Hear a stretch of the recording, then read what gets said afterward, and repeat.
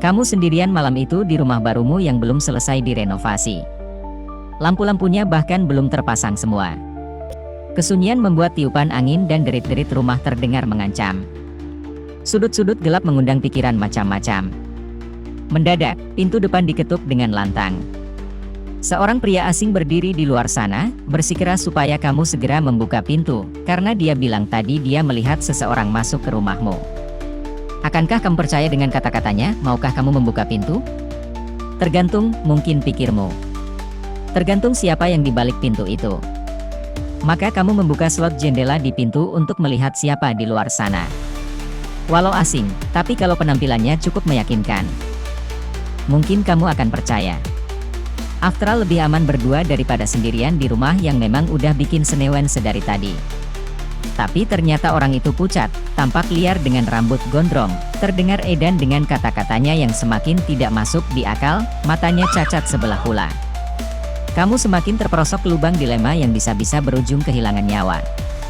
Itulah opening dari ODT, horor kedua karya Damian McCarthy. Dia langsung membenturkan antara ketakutan kita terhadap sesuatu yang tak terlihat, dengan ketakutan kita terhadap hal di depan mata, yang kita kira kita lihat. Suspens cerita ini begitu kerasa. Karakternya gak tahu harus percaya apa. Kita gak tahu harus percaya apa. Akhirnya, Darcy si karakter, memutuskan untuk membuka pintu. Lantas adegan tersebut dipotong, kita pindah ke karakter lain, beberapa waktu kemudian. Nasib Darcy jadi misteri yang menghantui karakter-karakter lain yang dia tinggalkan. Baru teaser menjadi satu cerita panjang modern. Ada elemen supernatural dari karakter yang literally punya kekuatan cenayang, ada elemen mitos yang dipadukan dengan horor, makhluk yang kayak golem kayu, ada elemen psychological thriller, home invasion, bahkan rumah berhantu, serta juga ada elemen misteri whodunit. Dalam horor, rumah berhantu adalah panggung.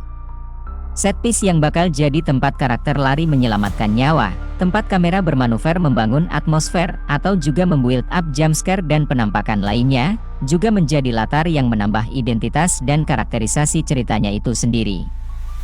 Makanya biasanya rumah itu jadi ruang tertutup yang mengunci karakter, tapi juga biasanya dibuat besar, supaya ruang gerak galian horornya lebih luas.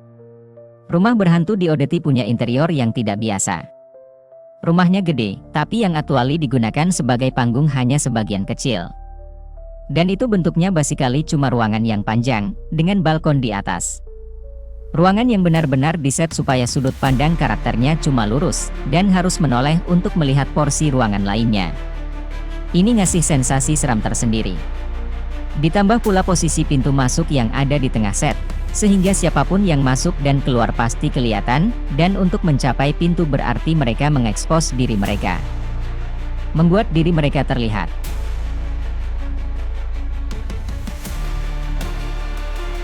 Jadi yang dilakukan film ini adalah membalikkan fungsi, menggulingkan ekspektasi, mengsubversi apa yang biasanya kita ketahui dari fungsi rumah sebagai panggung. Bukan lagi untuk survival, melainkan supaya karakter stay in the center, supaya terlihat dan melihat, serta memberikan tantangan karakter dalam proses melihat tersebut. Subversi yang sama kita jumpai juga pada elemen kreature horornya. Si Wooden Man yang mirip golem tanah liat dalam mitos, bisa melakukan apapun jika dimasukkan suatu barang personal ke dalamnya. Nggak seperti makhluk horor lain yang biasanya diumpetin dulu atau kayak dispesialkan, Wooden Man ditaruh ODT gitu aja di tengah-tengah ruangan. Di tengah-tengah cerita. Duduk, diam, bikin takut karakter yang melihat. Ngasih perasaan aneh yang konstan kepada kita, karena kita bakal ngarep untuk menangkap momen dia bergerak di latar itu.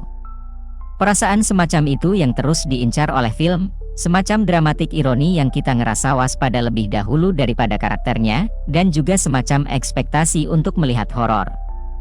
Bahkan pada adegan terakhirnya pun, ekspektasi kita terhadap gimana makhluk horor hadir sebagai penutup juga dijungkirkan.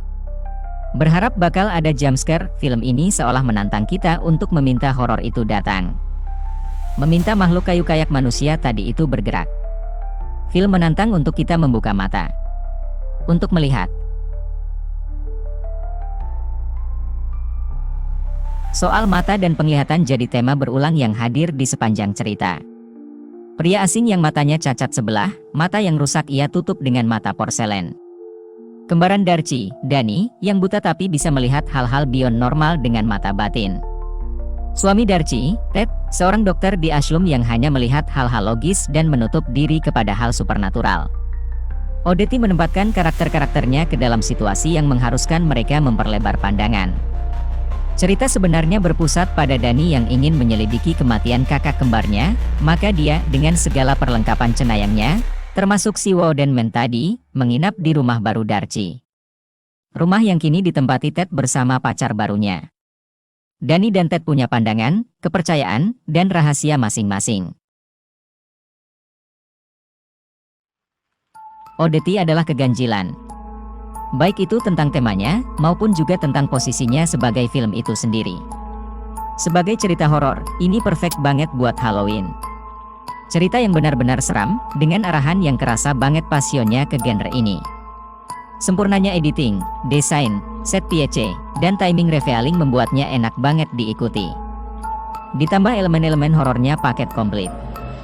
Diangkat pula oleh penulisan yang memuat tema dan gagasan serta konsep yang ganjil di balik pengungkapan-pengungkapan kejadian. Keganjilan ataupun resiko yang diambil McCarthy dalam mempresentasikan cerita horor ini enggak inline dengan nilai-nilai plus sebuah film. Teknisnya bagus, teknik berceritanya juara, tapi bukan cetakan film yang selama ini jadi standar penilaian kita.